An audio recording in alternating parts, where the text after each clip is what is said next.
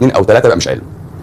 وانا شفت ان اهم علم في الدنيا ان البني ادم العادي يفهم جسمه، فلازم انزل بالمستوى لحد ما شعبنت الطب وفهمت كل واحد كل عضو في جسمه بيعمل ايه واجهزته دورها ايه، فبالتالي هو يعرف يفسر اعراضه ويبقى هو طبيب نفسه.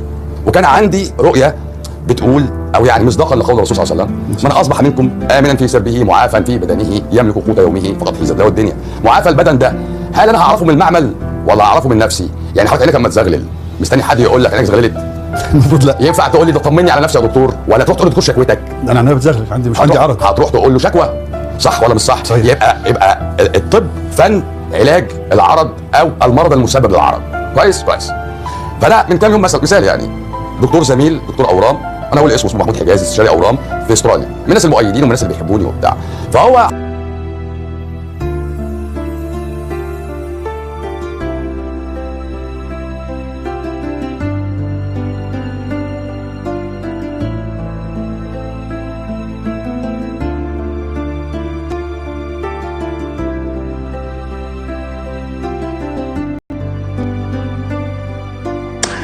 فانا قلت اطمنكم بقى ان انا ما انتحرتش، واخد بالك، ولو الكلام ده ممكن ياثر عليكم يعني لا انا كويس والانتحار مش في دماغي.